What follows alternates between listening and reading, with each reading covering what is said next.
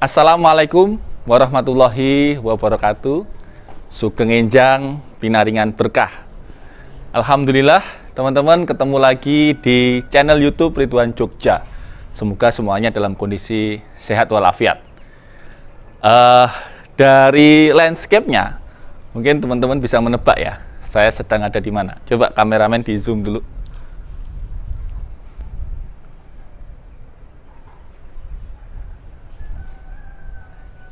Ya, tepat.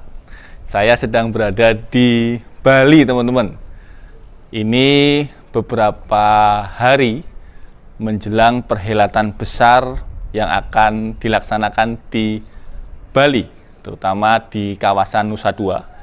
Saya sedang berada di satu wilayah yang dekat dengan patung Garuda Wisnu Kencana. Mungkin ada yang menebak dari koordinatnya, kira-kira titik saya membuat rekaman ini di wilayah mana. Nah, ini satu kuesioner juga nih buat para subscriber yang hobi dengan video-video saya. Coba satu pertanyaan di awal, saya sekarang titiknya ada di mana? Pointernya itu belakangnya adalah Garuda Wisnu Kencana. Dengan jarak seperti ini, kira-kira estimasikan saya ada di titik mana. Buat yang bisa menebak, ada satu merchandise buat Anda, merchandise yang kami dapatkan dari KTT G20 nanti untuk Anda, saya kirimkan untuk Anda. Nah teman-teman, kita akan membahas tentang persiapan keamanan menjelang KTT G20. Indonesia akan menjadi tuan rumah presidensi KTT G20 yang akan dilaksanakan di bulan November di Bali. Ada beberapa tempat yang akan digunakan, salah satunya di Nusa Dua, ada juga nanti kunjungan ke GWK, ada juga nanti beberapa momen-momen kenegaraan yang akan dilaksanakan di Bali. Dan tentu konsentrasi kita adalah bagaimana situasi Bali, situasi Indonesia pada umumnya berjalan dengan baik dan lancar ya. Ini saya beberapa hari ini keliling-keliling Bali dan alhamdulillah kita melihat persiapannya sudah sangat baik ya. Baik terutama dari pihak-pihak lokal, maksudnya Polda setempat, Kodam setempat, jajaran intelijen setempat, saya kira juga sudah bagus. Ada beberapa pecalang yang dilibatkan, di venue-venue juga sudah aman dan rapi. Akan tetapi tentu kita terus meningkatkan hari demi hari supaya tidak ada ancaman sedikit pun yang bisa mengganggu KTT G20 nanti. Kita tahu akan ada presiden-presiden, pimpinan-pimpinan negara besar yang akan hadir di Bali, dan ini sebuah kebanggaan buat kita, satu legacy untuk bangsa Indonesia. Tidak hanya untuk Bapak Presiden Joko Widodo saja, melainkan bagi bangsa Indonesia. Menjadi tuan rumah sebuah pertemuan penting pada saat dunia sedang genting. Pertemuan penting pada saat dunia genting. Ada Presiden Putin dijadwalkan datang, ada Presiden Xi Jinping dari Tiongkok, ada Presiden Joe Biden, ada Perdana Menteri yang baru dari Inggris, Perdana Menteri Rishi Sunak yang akan juga datang. Karena itu momentum G20 ini harus benar-benar aman, nyaman, dan lancar.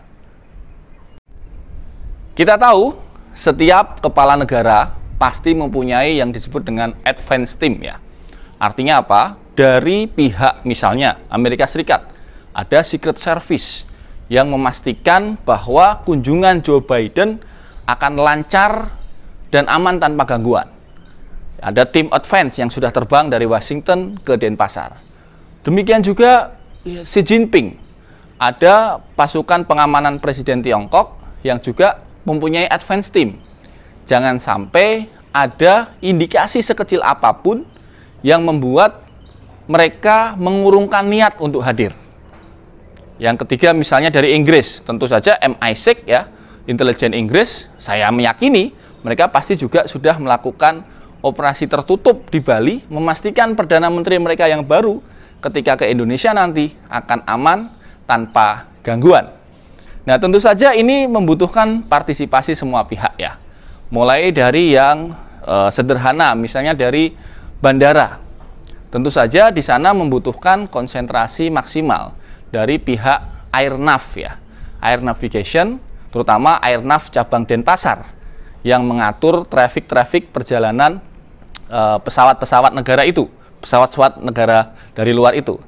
Jangan sampai nanti pada saat acara air traffic control-nya terganggu, Airnav terganggu dengan misalnya ada sabotase cyber, ada faktor cuaca, ada faktor macam-macam. Nah, moga-moga Airnav cabang Denpasar siap menghadapi ini, karena ini adalah pertaruhan besar nanti di mata internasional. Demikian juga pengamanan perbatasan, misalnya Gilimanuk, pelabuhan Gilimanuk, kemudian pelabuhan-pelabuhan yang lain, itu juga harus diamankan dengan baik. Perlintasan-perlintasan yang memungkinkan pengawasan, terutama dari niat-niat jahat orang yang tidak ingin perhelatan KTT G20 berjalan dengan baik.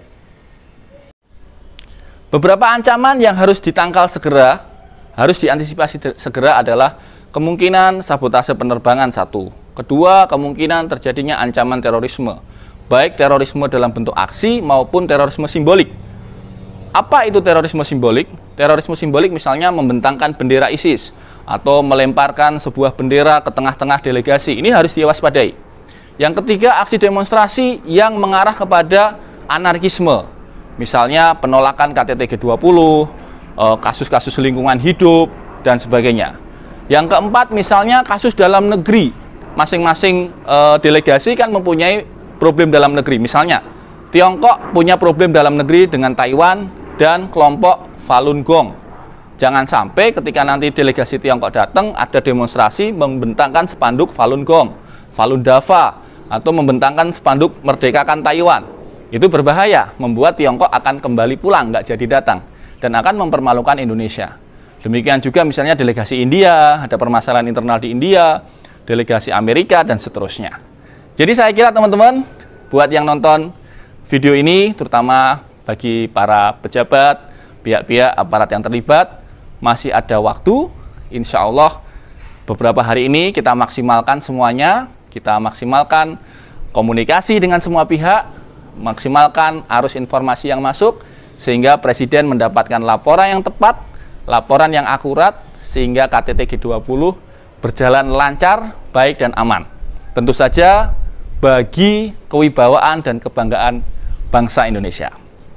Dari Bali, saya menyampaikan terima kasih sudah nonton video ini, dan matur nuwun sudah share. Buat yang belum subscribe, silakan jempolnya di sini, jempolnya subscribe dulu, dan kita akan ketemu di video-video berikutnya. Salam terbaik untuk orang-orang yang Anda sayangi. Om Swastiastu dan salam intelijen.